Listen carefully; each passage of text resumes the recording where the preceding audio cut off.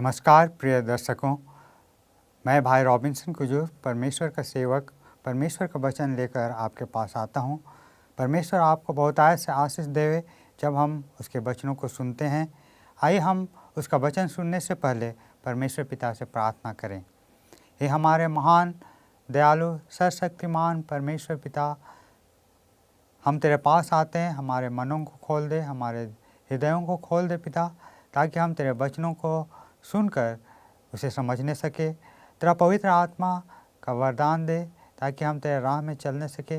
मेरे संग विशेष कर हो पिता, तेरा पवित्र आत्मा का सामर्थ दे ताकि मैं तेरे वचनों को तेरे लोगों को तेरे सामर्थ के द्वारा बतला सकूं। और हर एक सुनने वालों के संग हो पिता, हर एक दर्शकों के संग हो पिता, वे सुन करके समझ करके तेरे राह में चलने सके। हमें बहुतायत से आशीष दे। प्रभु यीशु के नाम से मांगता हूँ, सुना ग्रहण कीजिए, आमीन। प्यारों, आज का मेरा संवाद का शीर्षक है यरदन को पार करना और कनान को हासिल करना। प्यारों, परमेश्वर हम लोगों को अपने राह में बुलाता है, अपने लिए वह बुलाता है, हमें चुनता है।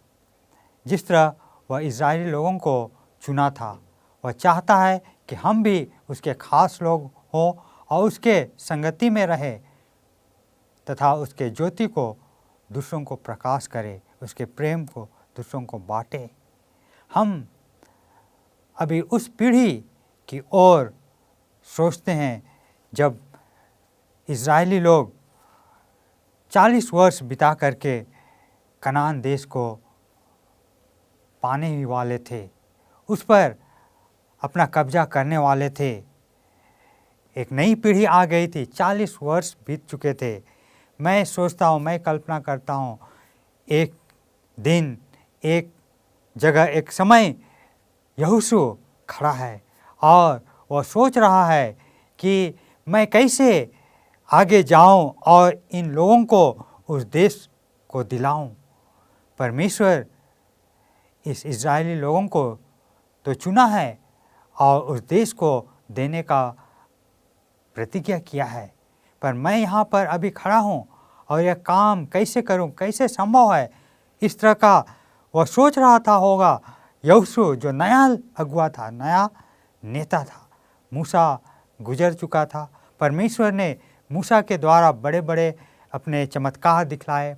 परमेश्वर मूसा को अपने काम के लिए इस्तेमाल किया। वह परमेश्वर का दास था, चुना हुआ दास था। लेकिन अभी मूसा उनके साथ नहीं था।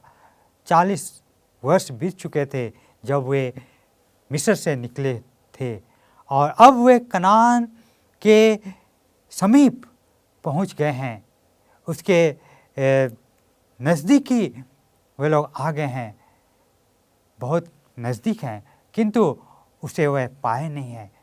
कुछ जगहों को तो वह लोग प्राप्त किए हैं, लेकिन बड़ा जगह है जिसे उन्हें पाना है। पर हम आगे देखते हैं कि उनके सामने यरदन नदी है जो भरा हुआ है।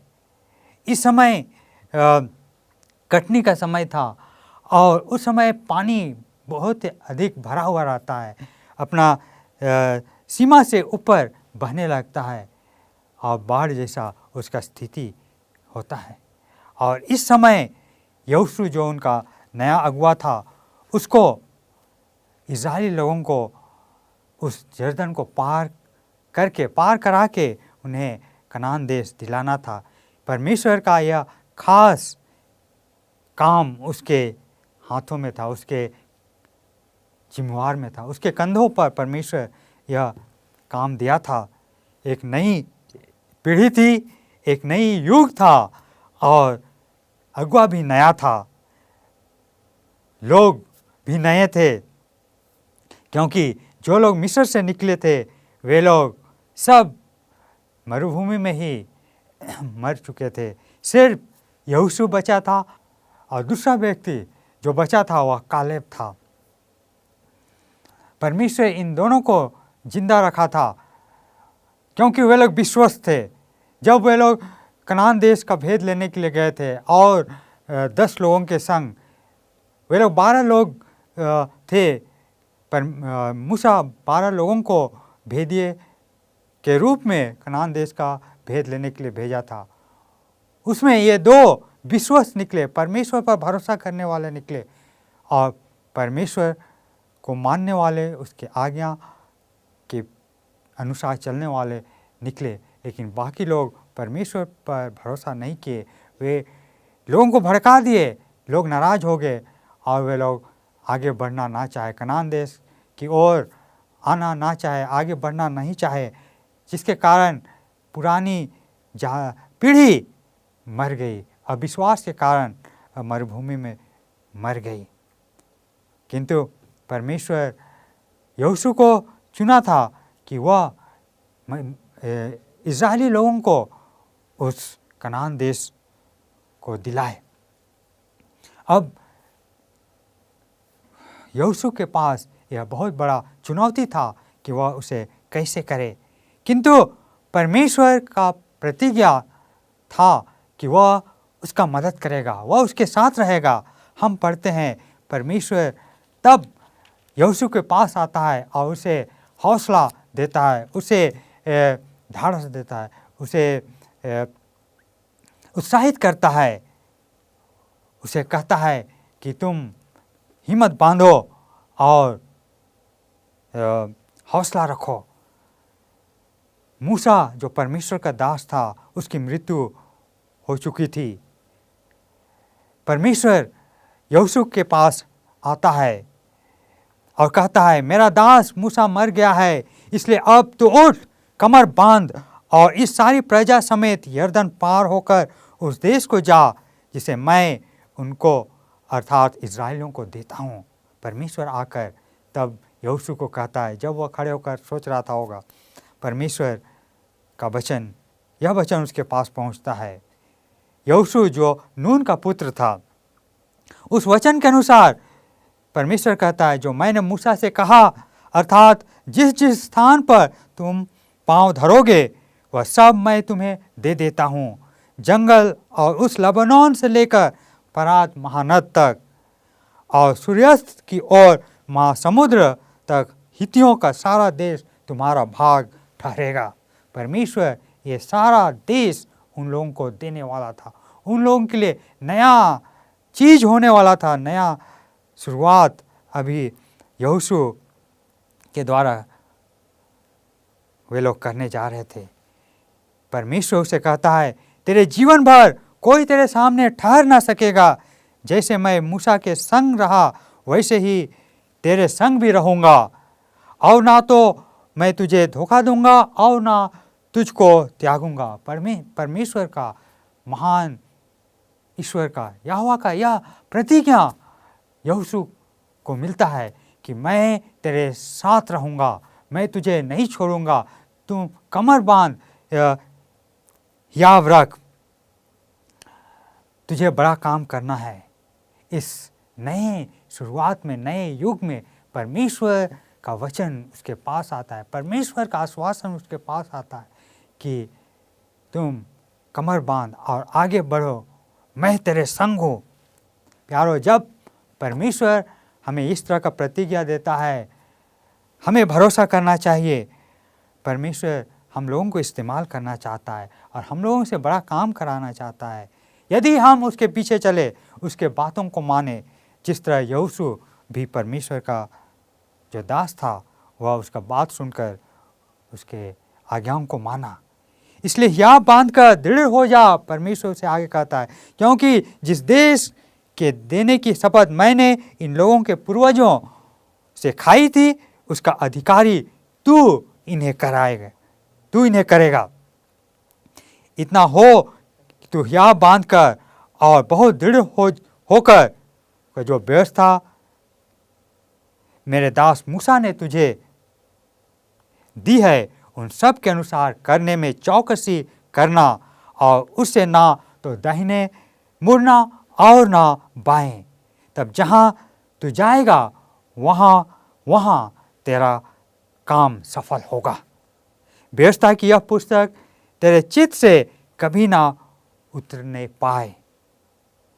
इसी में दिन रात ध्यान दिए रहना, इसलिए कि जो कुछ उसमें लिखा है उसके अनुसार करने की तू चौकसी करे, क्योंकि ऐसा ही करने से तेरे सब काम सफल होंगे और तू प्रभावशाली होगा।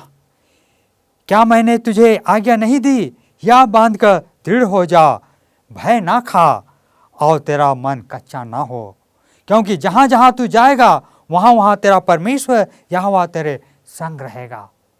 इस तरह का परमेश्वर उसके पास आकर के उसे कहता है, परमेश्वर का वचन पहुँचता है यहोशू के पास। जब यहोशू खड़े होकर सोच रहा था होगा कि आगे कैसा करना है, परमेश्वर का यह ढाढ़स भरा वचन उसके पास पहुँचता है। क्या ही उसको बहुत बड़ा आशीष अनुभव हुआ होगा, क्या ही बहुत बड़ा परमेश्वर का उपस्थिति और ताकत उसको अनुभव हुआ होगा कि परमेश्वर उसके संग है, परमेश्वर उसके द्वारा महान काम कराएगा। परमेश्वर का प्रतिज्ञा है कि वह उसको नहीं छोड़ेगा, उसके साथ साथ रहेगा और लोगों के सामने उसका महिमा करेगा। तब यहोशू खड़ा होता है और आगे चलता है, लोगों को आदेश देता है, अपने लोगों को बुलाता है जो उनके बीच में पूर्णीय थे, जो मुख्य थे, जो लोग अगुए थे, लोगों में से दलों के अगुए, हजारों के अगुए, सौ के अगुए, खास करके हजारों के जो अगुए थे उनको बुला करके उनको निर्देश देता है और परमेश्वर का हुक्म उनको बतलाता है कि वे लोग जाएं और लोगों को बतलाएं कि परमेश्वर उनके साथ है, उनको यरदन नदी पार करने में वही मदद करेंगे, इसलिए वे हियाव बांधे डरे नहीं। तब यहोशू ने प्रजा के सरदारों से आज्ञा दी, वहाँ के सरदारों से आज्ञा देता है, इस्राएली के प्रजा के सरदारों से आज्ञा देता है, छावनी में इधर उधर जाकर प्रजा के लोगों को यह आज्ञा दो कि अपने अपने लिए भोजन तैयार कर रखो, क्योंकि 3 दिन के भीतर तुमको इस यरदन के पार उतरकर उस देश को अपने अधिकार में लेने के लिए जाना है, जिसे तुम्हारा परमेश्वर यहोवा तुम्हारे अधिकार में देने वाला है। तब यहोशू ने सरदारों को कहा और सरदारों ने लोगों के पास गए,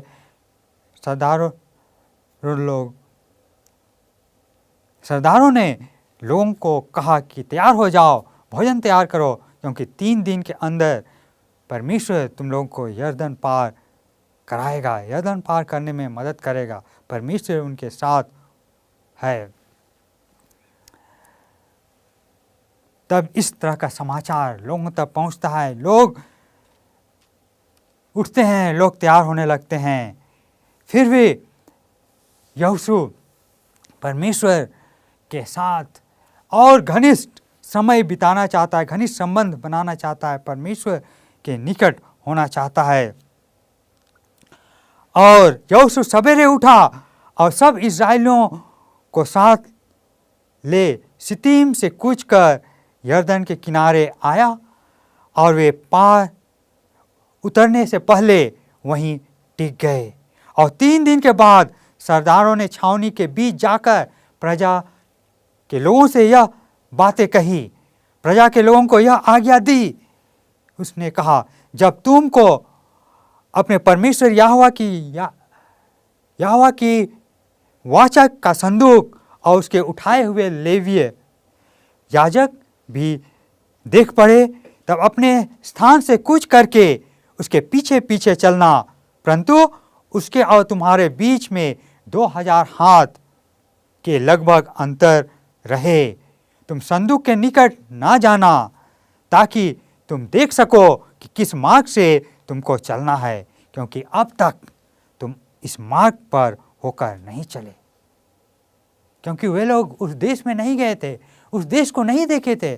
परमेश्वर कहता है, अपने लोगों के द्वारा यह निर्देश देता है कि तुम परमेश्वर के पीछे पीछे चलना, संदूक के पीछे पीछे चलना, तुम देख सको कि किस मार्ग से तुमको चलना है, क्योंकि अब तक तुम इस मार्ग पर होकर नहीं चले हो। फिर यहोशू ने प्रजा के लोगों से कहा, तुम अपने आप को पवित्र करो, क्योंकि कल का दिन यहोवा तुम्हारे मध्य में आश्चर्य कर्म करेगा। क्योंकि कल के दिन परमेश्वर तुम्हारे बीच में, तुम्हारे मध्य में आश्चर्य कर्म, अद्भुत काम करेंगे। तब यहोशू ने याजकों से कहा, वाचा का संदूक उठाकर प्रजा के आगे आगे चलो। तब वे वाचा का संदूक उठाकर आगे आगे चले और परमेश्वर यहोशू से मिलता है, उससे व्यक्तिगत रूप से मिलता है। हम पाते हैं उसको यहोशू 5वां अध्याय में 13 पद के आगे, 13 पद से आगे। यह उस समय होता है जब वे लोग कनान देश को प्राप्त करने वाले थे और परमेश्वर उनका साथ नहीं छोड़ता है। जैसे उसने प्रतिज्ञा किया था, परमेश्वर यहोशू के साथ साथ रहता है, इस्राएली लोगों का साथ देता है कि वे लोग विजयी हों। और जैसा निर्देश दिया गया था वे लोग उसको माने। और परमेश्वर ने इस्राएली लोगों को यहोशू के द्वारा निर्देश दिया था कि वे लोग या वाचा के संदूक के पीछे पीछे चले और वाचा के संदूक और उनके बीच कुछ जगह होना चाहिए, कुछ दूरी होना चाहिए, लगभग 2000 हाथ का या 2000 गज का दूरी या 2000 हाथ का दूरी होना चाहिए। परमेश्वर का संदूक, परमेश्वर का वाचा का संदूक और उनके बीच कुछ दूरी रहना आवश्यक था। इससे यह भी फायदा था कि वे लोग जान सके कि उन्हें किस मार्ग से चलना है, क्योंकि वे लोग उसे देखे नहीं थे। और उन्हें अपने आप को तैयारी भी करना था, अपने आप को क्या करना था, पवित्र करना था, अपने आप को साफ करना था, अपने आप को पवित्र करना था, ताकि वे लोग परमेश्वर के निकट संबंध में आ सके, ताकि वे लोग परमेश्वर के अद्भुत कामों को देख सके, ताकि वे लोग परमेश्वर के आश्चर्य काम को देख पाएं। और वैसे ही होता है, परमेश्वर जैसा उन लोगों को कहा था, परमेश्वर उन लोगों को यरदन नदी पार करने में मदद करता है, उसका प्रतिज्ञा उनके साथ साथ रहता है। लेकिन फिर से मैं मेरा भाई और बहनों आपको बतला दूं कि उस समय जब वे लोग यरदन को पार करने वाले थे, यरदन काफ़ी भरा हुआ था पानी से, बाढ़ के स्थिति में था और उन्हें वहाँ से पार होना बिल्कुल आसान नहीं था, बहुत ही कठिन सा लग रहा था। यदि वे लोग अपने ही सामर्थ, अपने ही शक्ति से, अपने ही बुद्धि से, अपने ही ज्ञान से उसे पार करना चाहते तो यह संभव नहीं होता, वह बहुत ही मुश्किल था। लेकिन परमेश्वर उन लोगों के लिए यह कर दिखाया, परमेश्वर उनके लिए संभव बनाया। सिर्फ उन्हें परमेश्वर पर भरोसा रखना था। ये लोग नई पीढ़ी थे, नई उस जाति के, इस्राएली जाति के नई युग के लोग थे, क्योंकि पुराने पीढ़ी मरुभूमि में ख़त्म हो गई थी। ये लोग जो बच्चे थे, छोटे उम्र के थे, करीब 20 साल और उससे नीचे थे, वही लोग आज यहाँ पर पहुँचे हैं, सिर्फ यहोशू और कालेब को छोड़ करके।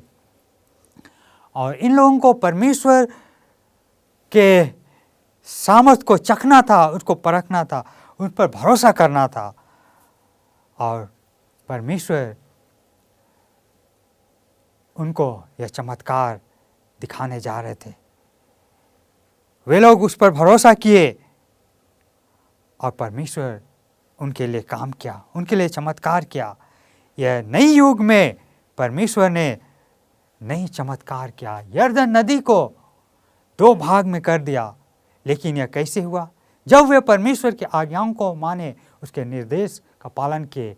जैसे यहोशू को परमेश्वर ने कहा था, लेवी लोग परमेश्वर का वाचा का संदूक को लेकर के आगे जाएंगे और भरे नदी के पानी में जैसे वे पांव रखते हैं, आप परमेश्वर के चमत्कार को देखिए, परमेश्वर के अद्भुत काम को देखिए। जैसे उसने कहा था, उसने प्रतिज्ञा किया था उनके लिए चमत्कार करेगा, वैसे ही हुआ।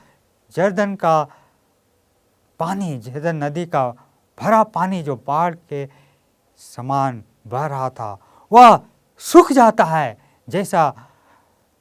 जैसे ही लेवी लोग उसमें कदम रखते हैं, जो परमेश्वर का वाचा का संदूक को ढोए हुए थे, और पानी बह करके दूर चले जाता है। और आगे से जो आ रहे थे पानी, वह आगे ही एक स्थान में खड़ा हो जाता है और उससे आगे नहीं बढ़ता है, जिससे कि इस्राएल लोगों के लिए सूखा रास्ता तैयार हो जाता है, सूखा भूमि, और स्थल पर ही वे पार करते हैं। परमेश्वर ने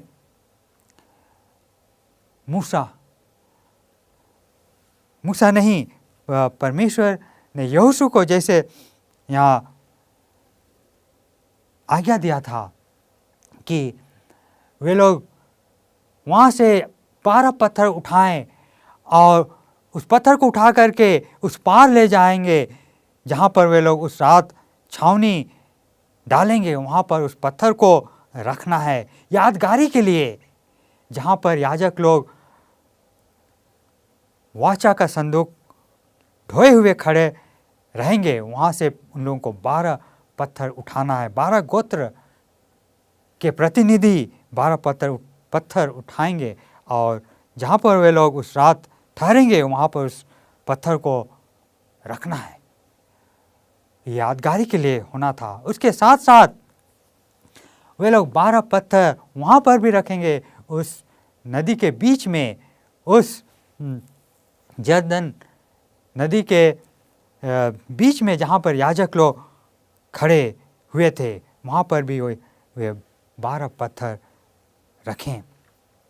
और जब वे लोग पार हो गए सूखे भूमि से होकर, वे लोग वहाँ पर यादगारी के लिए 12 पत्थर रखे, ताकि जब आने वाले समय में उनके बेटे पोते पूछेंगे, उनके बेटे पूछेंगे यह क्या दिखलाता है, यह क्या दर्शाता है, तो वे लोग बतला सकते हैं कि जब यरदन नदी भरा हुआ था, पूरा पानी से भरा हुआ था, बाढ़ के समान था उसका स्थिति, उस समय परमेश्वर उन्हें उस यरदन के पानी को अलग करके, सूखा रास्ता तैयार करके, बड़े सामर्थी हाथों से इस्राएल लोगों को पार कराया, अपने बड़ा चमत्कार दिखा करके। परमेश्वर उनके लिए बहुत बड़ा चमत्कार किया था, यह वो लोग बतला सकते थे। हाँ प्यारो, हाँ मेरे भाई और बहनों, परमेश्वर फिर से इस्राएल लोगों के लिए यह चमत्कार करता है, नई पीढ़ी के लिए चमत्कार करता है, क्योंकि परमेश्वर उनका अगुआ था, परमेश्वर उनके साथ था। और जैसे जैसे वे परमेश्वर पर भरोसा करते, परमेश्वर उनको सफलता देते जाता, परमेश्वर उनको सफलता दे रहा था। यहोशू को जैसे परमेश्वर प्रतिज्ञा किया था, इसका यह बहुत बड़ा यह सफलता और परमेश्वर के हाथों से वह देख सकते हैं। और उस दिन परमेश्वर यहोशू को परमेश्वर के लोगों के नज़र में बहुत ऊंचा कर दिया। परमेश्वर लोगों के नज़र में यहोशू को बहुत ऊंचा कर दिया, क्योंकि वह परमेश्वर का आज्ञा माना और परमेश्वर पर भरोसा किया। परमेश्वर ने अपना प्रतिज्ञा पूरा किया। हाँ प्यारो, हम भी इस तरह का चमत्कार देख सकते हैं जो इस्राएली लोगों के सामने हुआ। परमेश्वर ने जो किया था, इस नए पीढ़ी के लिए किया था। उनके लिए नया शुरुआत था, क्योंकि वे लोग कनान देश में प्रवेश ही कर रहे थे और उनको वह पाना था। और यहोशू को, इस्राएली लोगों को उस देश को दिलाना था। उनके सामने बहुत बड़ा चुनौती थी। सबसे पहले तो उन्हें यरीहो को जीतना था, जो बहुत मजबूत शहर था, दीवार से घेरा हुआ था, बड़े बड़े फाटक थे, कई फाटक थे, और पहाड़ के ऊपर ये यरीहो शहर बहुत बड़े बड़े दीवार से घेरा हुआ था। ये सबसे बड़ा उनके लिए चुनौती था, कैसे उसे जीते। लेकिन यहोशू परमेश्वर के संपर्क में आना चाह रहा था और परमेश्वर उससे मिलने आया। हम पढ़ते हैं, जब यहोशू यरीहो के पास था तब उसने अपनी आंखें उठाई और क्या देखा कि हाथ में नंगी तलवार लिए हुए एक पुरुष सामने खड़ा है। और यहोशू ने उसके पास जाकर पूछा, क्या तू हमारी ओर का है या हमारे बैरियों की ओर का है? तब उसने उत्तर दिया, नहीं, वरन मैं यहोवा की सेना का प्रधान होकर अभी आया हूँ। तब यहोशू ने पृथ्वी पर मुंह के बल गिरकर दंडवत किया और उससे कहा, अपने दास के लिए मेरे प्रभु की क्या आज्ञा है? यहोवा की सेना के प्रधान ने यहोशू से कहा, अपनी जूती पांव से उतार डाल, क्योंकि जिस स्थान पर तू खड़ा है वह पवित्र है। तब यहोशू ने वैसा ही किया। उनके सामने बड़ा कार्य था, यरीहो को जीतना था। परमेश्वर उसके सामने आया और यहोशू को कहा, तुम अपने पांव से जूती निकालो, क्योंकि जो स्थान में तू है वह पवित्र स्थान है। वह परमेश्वर का सेना का प्रधान था जो यहोशू के पास आया। और जब यहोशू पूछा, आप किसके लिए, हमारे दुश्मन के लिए हैं या हमारे लिए हैं? परमेश्वर यहोवा का सेना का प्रधान यहोशू से कहता है, मैं यहोवा की सेना के प्रधान होकर आता हूँ। और यहोशू को भरोसा हो गया कि वह परमेश्वर की तरफ से आया, वह उनके लिए है और उन्हें जीत दिलाएगा। और वे लोग यरीहो को भी जीत सके, क्योंकि वे लोग फिर से परमेश्वर का हिदायत को वे लोग माने, वे लोग परमेश्वर के निर्देश को माने। जैसे परमेश्वर ने कहा था कि यरीहो को जीतने के लिए उसके आगे आगे 4 लेवी याजक लोग परमेश्वर के संदूक को ढो करके जाएंगे। उसके आगे 7 याजक लोग तुरही लेकर बजाएंगे और उसके आगे योद्धा लोग जाएंगे और पीछे इज़राइल और इज़राइल का सेना, इज़राइली लोग रहेंगे। वे लोग रोज दिन एक चक्कर मारेंगे और शांत होकर वे लोग चक्कर मारेंगे। इस तरह का उन्हें 6 दिन करना है और 7वां दिन उन्हें 7 चक्कर लगाना था। और वे लोग 7वां दिन बड़ी सवेरे उठकर शुरू किए और 6 चक्कर वे लोग लगाए। 6 चक्कर तक उन्हें कोई आवाज़ नहीं उठाना था, लेकिन परमेश्वर उन्हें निर्देश दिया था कि 7वां चक्कर जब वे लोग मारेंगे, 7वां चक्कर जब वे लोग लगाएंगे, याजक लोग तुरही फूकेंगे और सब लोग जय जयकार करेंगे और परमेश्वर उनके लिए यरीहो का शहरपना को गिरा देगा, उसका दीवार। हाँ प्यारो, इस तरह वे लोग उस शहर को हरा दिए। परमेश्वर उनके लिए चमत्कार किया। आप कह सकते हैं कि वे लोग बड़े आवाज़ किए और शहर गिर गया, ऐसा नहीं कि वह अपने शक्ति से हुआ, यह मनुष्य का सामर्थ नहीं था, यह परमेश्वर का सामर्थ था, परमेश्वर का शक्ति था। जब वे लोग परमेश्वर की आज्ञा को माने, उस पर भरोसा किए, परमेश्वर उनके लिए चमत्कार किया और शहर को गिरा दिया, उनको उस बड़ा विजय दिया। और उसके बाद और भी शहरों को, बहुत सारे शहरों को उनको जीतना था, बहुत सारे जगहों को जीतना था और वे लोग वह कर पाए। परंतु यह उनका शुरुआत था और इस शहर को जीतने के लिए परमेश्वर उनको बड़ी ही चमत्कारी तौर से मदद किया। परमेश्वर का सामर्थ उनको जीत दिलाया, उनको विजय दिलाया। हाँ मेरे भाई और बहनों, मेरे प्यारों, जब हम परमेश्वर के पीछे चलते हैं, जब हम उसके निर्देश को मानते हैं, जब हम उसमें भरोसा करते हैं, वह हमें आशीष देता है, वह हमें सफलता देता है, वह हमें विजय दिलाता है। वे लोग उस देश को नहीं देखे थे, वह नया था। परमेश्वर ने कहा था, परमेश्वर की आज्ञा को माने, उसके पीछे चले और वह विजय दिलाएगा। और उन्हें नदी को पार करने से पहले, यरदन नदी से पार करने से पहले भी उनको कहा गया था कि वे अपने आप को साफ सुथरा करें, अपने आप को पवित्र करें, अपने मन को तैयार करें, पवित्र करें। वे लोग वैसे ही किए, वे परमेश्वर के बात को माने और परमेश्वर उनको नया शुरुआत दिया, नया देश दिया, नया देश को देने का शुरुआत वे लोग यहाँ पर देख पाते हैं। परमेश्वर पर भरोसा करके वे नई नई विजेता को वह देखते हैं। हाँ प्यारों, हम भी परमेश्वर पर, यहोवा पर भरोसा करें, हम भी परमेश्वर पिता पर भरोसा करें और परमेश्वर हमें बड़ी बड़ी विजय दिलाएंगे। परमेश्वर आप हम सबको बहुत से आशीष देवे। आइए हम प्रार्थना करें। हे हमारे महान दयालु सर्वशक्तिमान दयालु परमेश्वर पिता, हम तेरे पास आते हैं, तेरे चरणों के पास आते हैं। तू हमें ग्रहण कर। हम तुझे धन्यवाद देते हैं कि इस तरह तूने यहोशू को और इस्राएली लोगों को यरदन नदी पार करने में मदद किया और यरीहो शहर को जीत पाने के लिए मदद किया कि वे लोग कनान देश को प्राप्त करे, कनान देश को हासिल करे।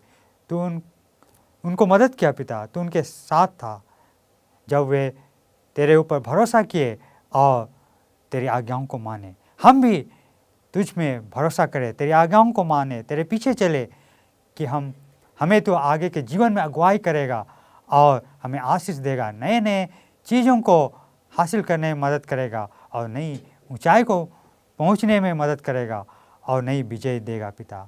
हम तुझ में भरोसा करते हैं। इस विनती को प्रभु यीशु के नाम से मांगता हूँ, दया करके सुन और ग्रहण करें। आमीन।